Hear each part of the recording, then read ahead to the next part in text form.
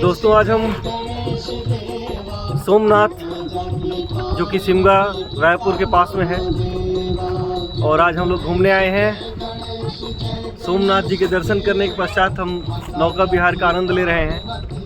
हमारे साथ हमारे साथी शिक्षक मित्र मोहन सिंह जी और हमें नौका विहार का आनंद करा रहे हैं। भाई जी आपका नाम क्या है?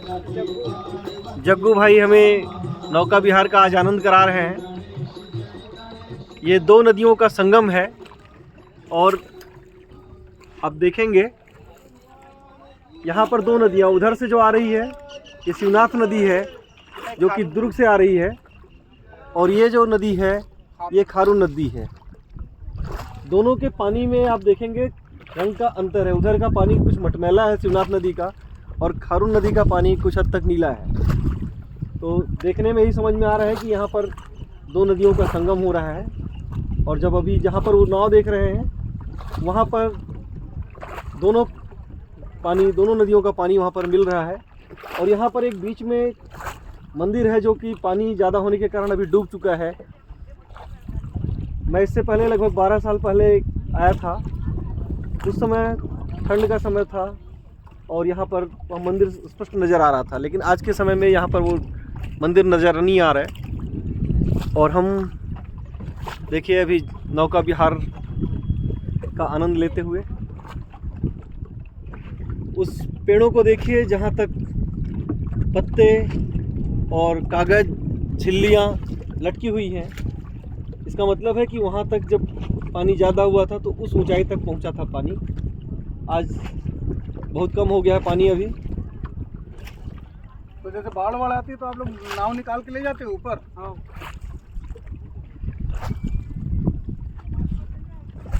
अच्छा, उधर से जब सोमनाथ उस रास्ते से आते हैं तो कहाँ पे से इधर आते हैं पार करके? शिमगा नहीं, जो उधर से आते हैं ये एक रास्ता आता है बेमित्रा होकर के जो आता है। हाँ। तो शिमगा से नहीं आते ना, तो पहले से घूमते हैं 5 किलोमीटर पहले से। कोई बाईपास एनी कट वगैरह होगा?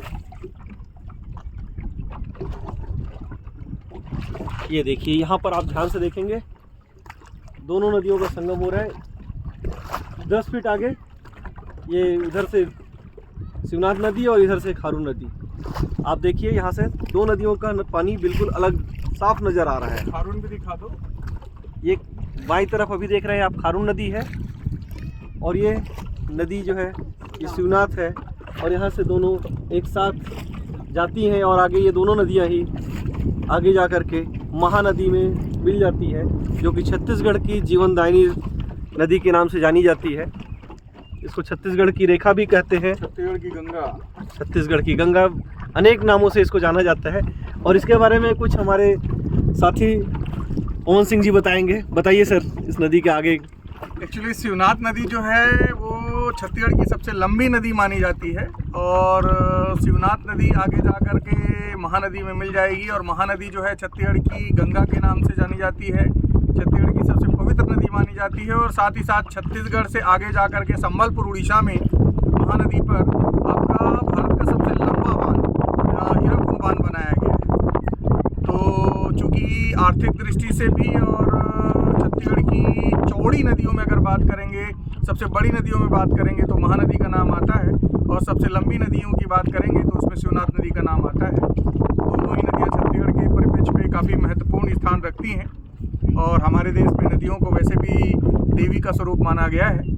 और महानदी जिस पर आपका छत्तीसगढ़ का प्रयाग आपका कहा जाए राज्य में स्थित है, तो यहाँ पर पैरी सोंढूर महानदी के साथ मिलती हैं और संगम का निर्माण करती हैं और इसी कारण उसे छत्तीसगढ़ के प्रयाग के नाम से भी जाना जाता है। इसी कारण से महानदी को छत्तीसगढ़ में धार्मिक दृष्टि से बहुत ही महत्वपूर्ण दर्जा प्राप्त है। और जिस प्रकार लोग गंगा नदी का महत्व भारत में रखते हैं उसी प्रकार छत्तीसगढ़ में महानदी का अपना एक महत्व है। और आज हमारे लिए काफ़ी अच्छा दिन माना जाएगा कि आज हम लोगों को सोमनाथ जी के दर्शन करने का अवसर मिला सोमनाथ धाम में। और साथ ही साथ यहाँ पर जो संगम है खारून और शिवनाथ का, उसमें प्रत्यक्ष रूप से हम लोगों को आकर के भ्रमण करने का अवसर मिला। और पांडे जी का भी तहे दिल से आभार, क्योंकि मेरा कोई प्लान नहीं था। अचानक से सर ने सुबह फ़ोन किया और मैं बोला कि चलिए चलते हैं और एक नया अनुभव प्राप्त हुआ। सर के साथ बाइक में हम लोग पूरा नेचर को देखते हुए पूरा भ्रमण करते हुए आ रहे हैं। और आगे भी अगर सर इस तरह का कोई प्लान बनाएंगे तो उनसे निवेदन है कि एक बार ध्यान देंगे। धन्यवाद। धन्यवाद सर।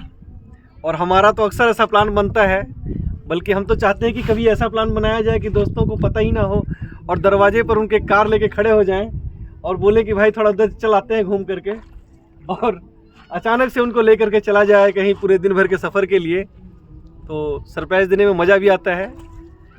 और जिस नदी अर्थात महानदी की बात कर रहे थे, उसका उद्गम सर बताना भूल गए। उसका उद्गम छत्तीसगढ़ के ही सिहावा पर्वत से हुआ था, जहाँ श्रृंगी ऋषि का आश्रम भी है, और श्रृंगी ऋषि के आश्रम से लगा हुआ जगह है, वहीं से उसका उद्गम हुआ है। और उसका भी देखने का सौभाग्य हमें पिछले साल प्राप्त हुआ, और इस वक्त हम आनंद ले रहे हैं इस नौका विहार का। भैया जी, आप यहाँ के बारे में बताइए, क्या है यहाँ आप लोगों का रोजगार का क्या फ़ायदा हुआ इस नदी से, इस सोमनाथ धाम से, इस मंदिर से?